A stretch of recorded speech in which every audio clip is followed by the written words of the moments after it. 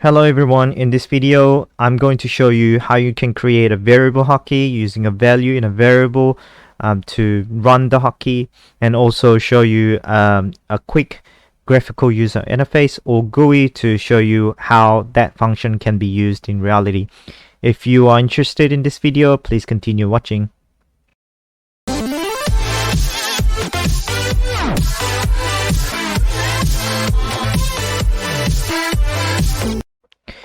Welcome back.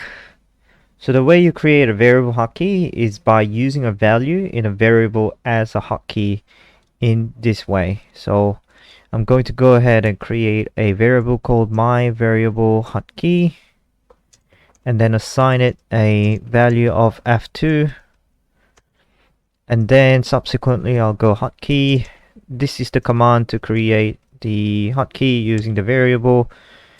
And then I'm going to add to the end a label called my label, and then a return to mark the end of the script there. And then I'm going to create underneath the label that tells me message box, you pressed my variable hotkey, return. Now if I run this script and then press F2, I'll get the message box with the F2 key printed. It's not very usual that you would create a variable hotkey, but say if you created a program that has a GUI or graphical user interface and you want to allow the users to choose a custom hotkey, then you can use this hotkey function in order to create such custom hotkeys. I'm just going to go ahead and delete this out and restart. To demonstrate, I'm going to quickly create a small GUI. Edit X H20. Okay, my old hotkey was running. Where was I? Variable hotkey.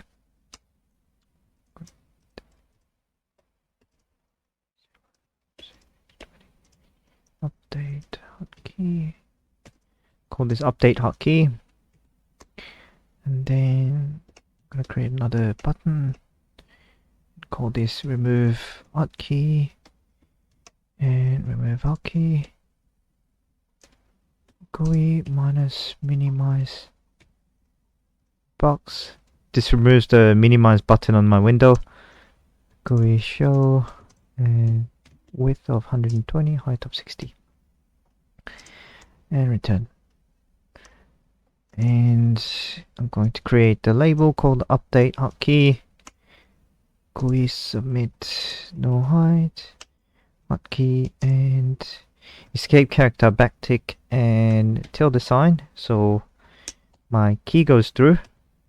My variable hotkey, close, and my label. I'm going to go ahead and put a return here and create my label.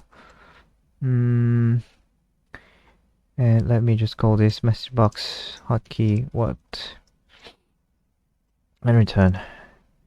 And then I have remove hotkey label to create.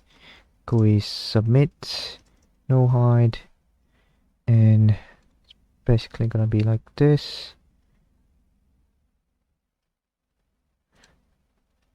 Nope, it's not. Oh yes, it's gonna be like that.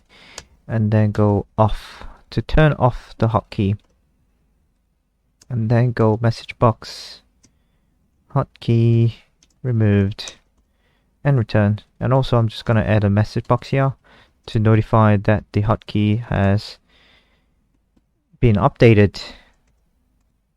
Now if I go ahead and run this script, there's an error and it's line 3 because I'm missing a comma. And then run this. Now I get this little GUI where I can type in say A and then hit update hotkey, and then now if I press A, it will say hotkey worked. And what I'm gonna do is you have to remove the hotkey by running this command where it says hotkey my variable and off, otherwise the A key is still going to work. Let's say, for instance, if I added B as my hotkey updated, if I press B, I'll get the message that says hotkey worked, but when I press A, it's still going to give me that message box, and that's because A is not removed as a hotkey or turned off as a hotkey. So I'm just gonna go ahead and press A in this edit box again. Now that's gonna run my message box because A is still working as a hotkey. So I'm going to go ahead and remove the hotkey removed, and if I go back and press A again, it's not going to show me that message box. So this is one way you can use the hotkey function to create variable hotkey. Alrighty, that's it for this video. Thanks for watching, and I'll see you in the next video.